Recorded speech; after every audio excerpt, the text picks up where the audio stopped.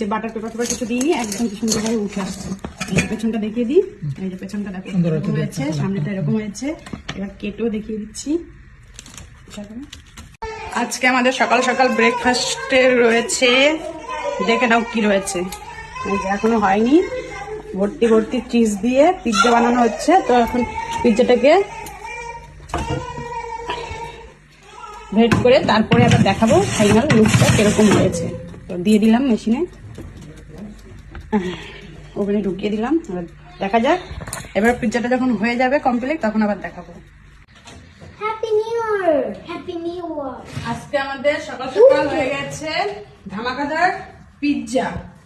আজকে 1 জানুয়ারি হিসাবে ছোট বটুর ফেভারিট পিৎজা সকাল সকাল বানিয়েছি। আর দুটো হয়েছে, দুটো আছে বড় বড় সাইজের পিৎজা।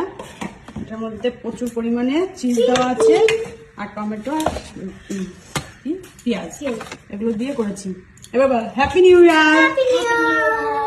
আমাদের সকাল সকাল ব্রেকফাস্টে রয়েছে পিৎজা, তাই তো? তোদের ফেভারিট কি হয়েছে? পিৎজাটা পুরো একদম মানে কিচ্ছু দিইনি, নিচে বাটার পেপার কিছু দিইনি, একদম কি সুন্দরভাবে উঠে আসছে। এই যে পেছনটা দেখিয়ে দিই, এই যে পেছনটা দেখো এরকম হয়েছে, সামনেটা এরকম হয়েছে। এবার কেটেও দেখিয়ে দিচ্ছি। এই পাশটা এনে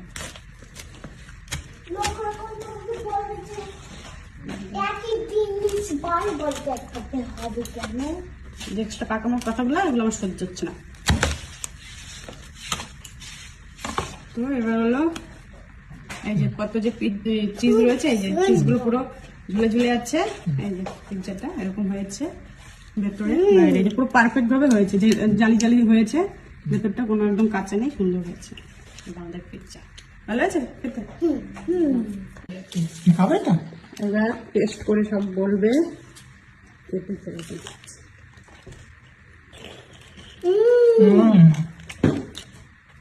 ভালো হয়েছে।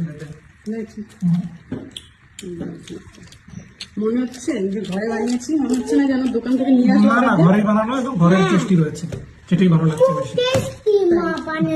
অনেক অনেক চিজ দাও, দুটো লেয়ার দিয়েছি। প্রথমে চিজ দিয়ে আবার সালাদ কালার দিয়ে আবার উপর দিয়ে চিজ দিয়েছি।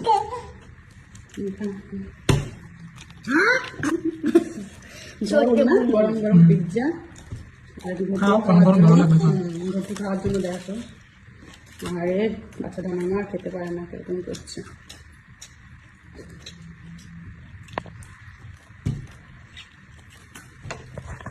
এখন আমরা খেয়ে নিই সকালে ব্রেকফাস্ট করে ফেলি পিৎজা। 1 জানুয়ারিতে এত সুন্দর একটা পিৎজা দিলাম সবাইকে ব্রেকফাস্টে।